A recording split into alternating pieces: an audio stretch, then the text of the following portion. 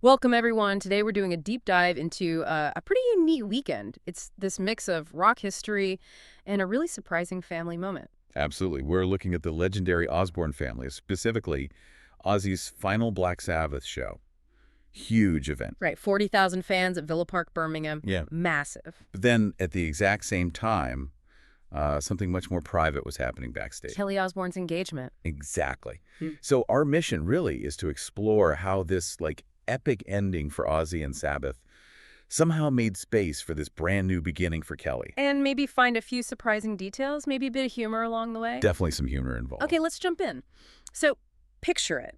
That crowd, 40,000 people. It's the last ever Black Sabbath gig. I mean, the end of an era for rock music. Truly monumental for Ozzy, for the band, for everyone there. You'd think all the focus, all the emotion would be laser focused on that stage. He really would. And yet what's so fascinating is that, well, the biggest moment for the family was actually happening quietly, away from all the noise. In a back room somewhere. Pretty much.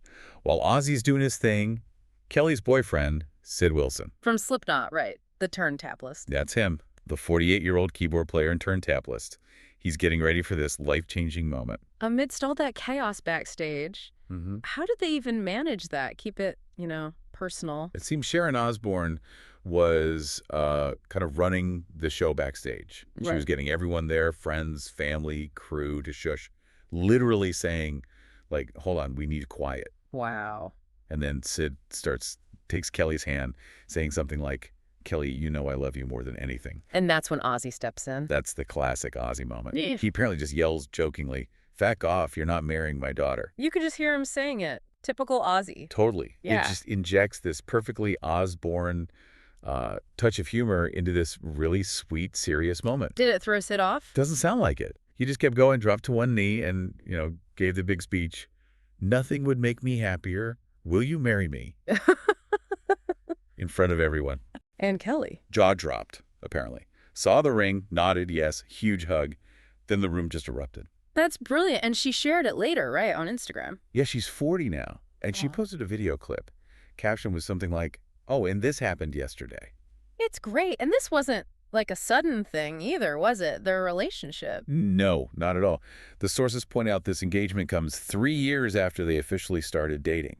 But they knew each other way longer than that. Oh, way longer. That's maybe the most interesting part. They first met back in 1999.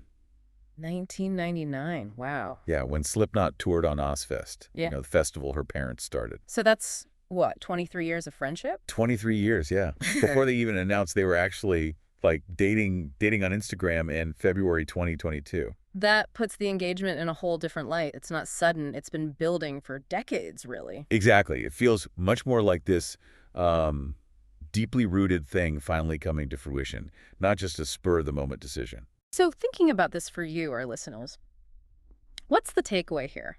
For me, it really shows how these huge life-defining moments can happen anywhere, anytime, even backstage at your dad's final gig with 40,000 people outside. Right. It makes you question where the main event really is sometimes, doesn't it? The public spectacle versus the profound personal moment. Yeah. And maybe the deeper insight is about these long-term connections like Kelly and Sid's, how friendships can quietly evolve over decades, even under the public eye. Navigating all that scrutiny. Exactly. Right. And then finding their own maybe unexpected perfect moment to really bloom into something more. It definitely leaves you thinking, doesn't it? When your personal life and your, professional life or your family's public life are so tangled up, how do those really strong, lasting bonds actually form and, find their space to shine? It's a fascinating question. How does that quiet connection endure and then finally step into the spotlight? Makes you think.